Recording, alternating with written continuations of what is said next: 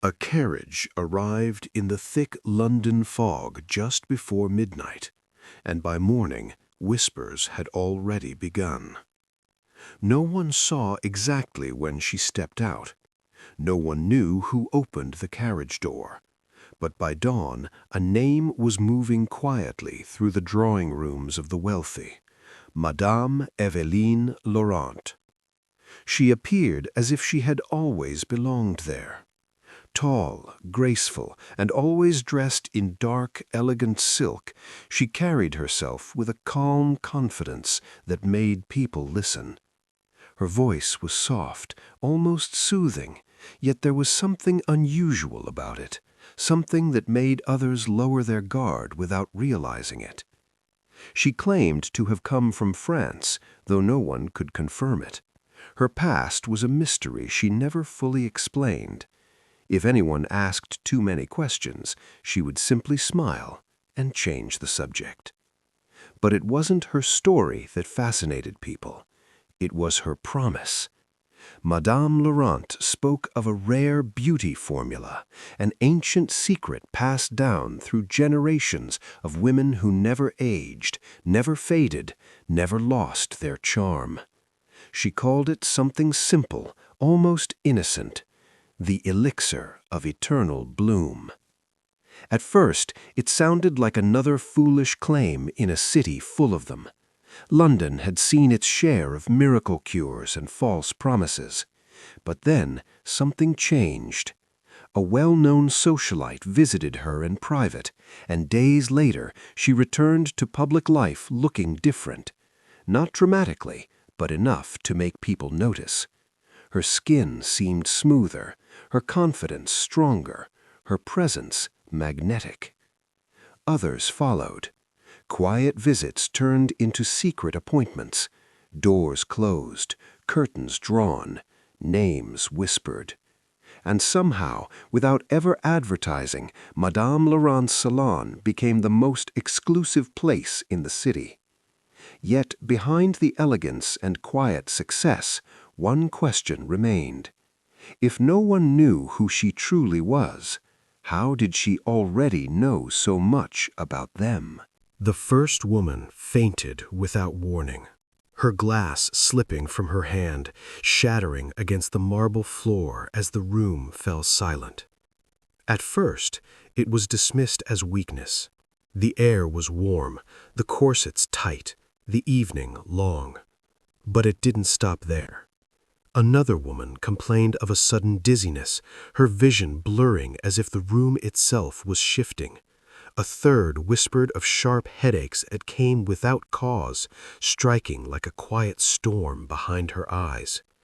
And yet, none of them stopped, because just days before, they had seen something extraordinary in the mirror. Inside Madame Laurent's private salon, everything was carefully controlled. Heavy curtains blocked out the outside world. The scent of roses filled the air, soft but persistent. Every visit felt less like a transaction and more like a ritual. The elixir was always presented the same way: a small glass bottle sealed in deep red wax. Inside, a pale liquid that shimmered faintly when held to the light. Madame Laurent never rushed the moment. She would watch closely as her clients took their first drop, her expression calm, almost expectant. Beauty is not given, it is awakened. And for a time, it seemed true. Skin appeared smoother, lines softened, faces carried a strange, youthful glow that others couldn't ignore. Compliments followed, attention returned. For many women, it felt like reclaiming something they thought they had lost forever. But beneath that surface, something else was happening. The dizziness returned more often, the headaches grew sharper. Some women noticed their hands trembling when no one was looking. A few began to feel a deep, unexplainable fatigue, as if their strength was slowly draining away. Still, they kept coming back, because the mirror showed them what they wanted to see. And Madame Laurent always had an answer.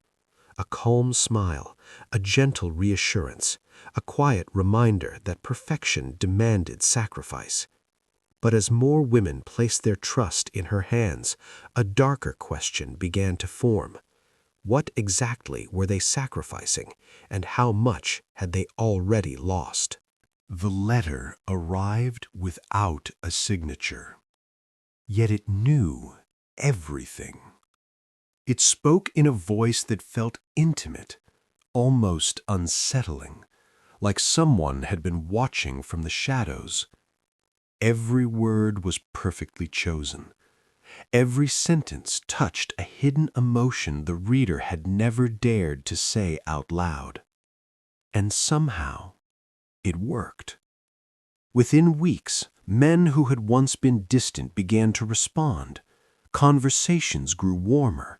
Invitations followed. In a society where reputation ruled everything, these small changes felt like miracles. At the center of it all was Madame Laurent. Her new service spread quietly among the elite, private, discreet, and deeply personal. Women would visit her salon not just for beauty, but for guidance. They would sit across from her, hesitant at first, then slowly revealing their desires, their fears, their secrets. Madame Laurent listened without interruption. She never judged, never reacted. She simply absorbed every detail, her calm eyes fixed on them as if nothing escaped her notice. Days later, the letters would arrive. Each one written in a style so precise, so emotionally sharp, it felt almost unnatural. They didn't just express love, they created it. They turned doubt into longing, silence into obsession. But there was something no one realized. Madame Laurent kept everything. Copies of every letter, notes from every conversation, private confessions carefully recorded and locked away. She understood not just what people said, but what they hid. And that knowledge gave her control. Slowly, almost invisibly, she began to shape outcomes. A delayed reply here, a carefully chosen phrase there, a hint of jealousy, a touch of mystery. Relationships that once followed their own path now seemed guided by an unseen hand. No one questioned it, because the results were exactly what they wanted. But behind closed doors, Madame Laurent was no longer just observing. She was deciding. And as more hearts became tangled in her words, one chilling thought began to surface. Were these feelings ever real, or had they all been written into existence by someone who knew exactly how to control them? Clara Hastings collapsed before she could even call for help.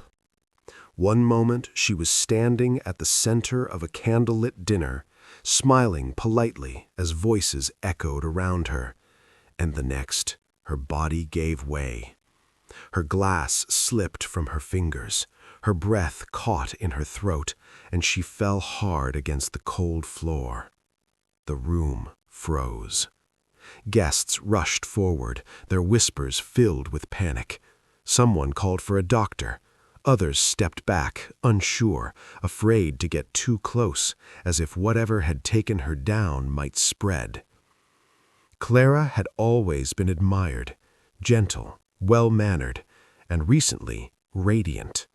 People had noticed the change in her, the soft glow in her skin, the quiet confidence in her eyes. Now, that glow was gone. When the doctor arrived, the atmosphere shifted from panic to uneasy silence. He knelt beside her, checking her pulse, her breathing, her eyes. His expression tightened almost immediately. Something wasn't right. Clara was carried to a quiet room, her body weak, her hands trembling even in unconsciousness. When she finally opened her eyes, she looked confused, distant, as if she had been pulled back from somewhere far away. The doctor asked only a few questions. Had she been ill?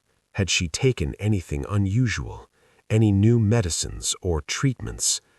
At first, Clara hesitated. Then, slowly, she spoke. Of Madame Laurent, of the private visits, of the elixir she had been using, just a few drops each day, exactly as instructed. The doctor didn't interrupt, but as she spoke, his concern deepened. He asked to see it. A servant was sent to retrieve the small glass bottle from her belongings. When it was placed in his hand, he studied it carefully. The pale liquid, the faint scent, the unnatural shimmer when it caught the light. He said nothing, but something in his eyes had changed. Later that night, he took a small sample away for examination. No one knew exactly what he was looking for, but it was clear he suspected something far more serious than simple illness. And as Clara lay awake, her body weak and her mind racing, one terrifying thought refused to leave her. Had she been trying to become beautiful, or slowly poisoning herself without ever knowing it? The results came back just before dawn, and the doctor did not speak for a long time. He stood by the window, the pale morning light barely cutting through the fog, staring at the small vial in his hand as if it held something far more dangerous than anyone had imagined. Because it did. The elixir was not a harmless beauty treatment. It contained toxic substances, carefully measured, deliberately mixed. In small amounts, they tightened the skin, giving that unnatural glow. But beneath the surface, they were slowly breaking the body down. It wasn't beauty. It was controlled poisoning. When the truth was shared, it didn't spread loudly. It moved in whispers, quiet conversations behind closed doors, urgent visits between families, fear growing silently in the very circles that once praised Madame Laurent. Women rushed to discard their bottles. Some denied it, refusing to believe they had been deceived. Others began to notice symptoms they had ignored: fatigue, trembling hands, a weakness they could no longer hide. At the same time, another disturbing detail emerged: the letters. Private, intimate, deeply personal, and no longer as secret as people believed. It became clear that Madame Laurent had been collecting everything. Every confession, every hidden desire, every forbidden thought, carefully stored and preserved. She hadn't just been offering help. She had been building leverage. Relationships that once felt genuine now felt uncertain. Words that once carried emotion now felt scripted. Trust began to collapse under the weight of doubt. And then, just as suddenly as she had appeared, she was gone. Her salon stood empty, curtains drawn, no staff, no records, no sign of struggle or escape, only absence. It was as if she had never existed at all. Authorities searched, but there was nothing to follow. No real name, no origin, no destination. Only a trail of damage left behind. And as the city struggled to make sense of it, one chilling possibility lingered in the minds of those who had seen her close up. If Madame Laurent could create a life so perfectly, how many other lives had she already lived before this one? If this story left you questioning what's real and what's illusion, then you're not alone. Stories like this remind us how easily trust can be manipulated and how dangerous hidden truths can become when no one dares to question them. If you want more chilling true crime stories like this one, make sure to subscribe to the channel and turn on notifications so you never miss what comes next. And tell me in the comments, do you think Madame Laurent was ever caught? Or is she still out there, living under a different name? Watch the next story now, because some mysteries don't end, they just move on.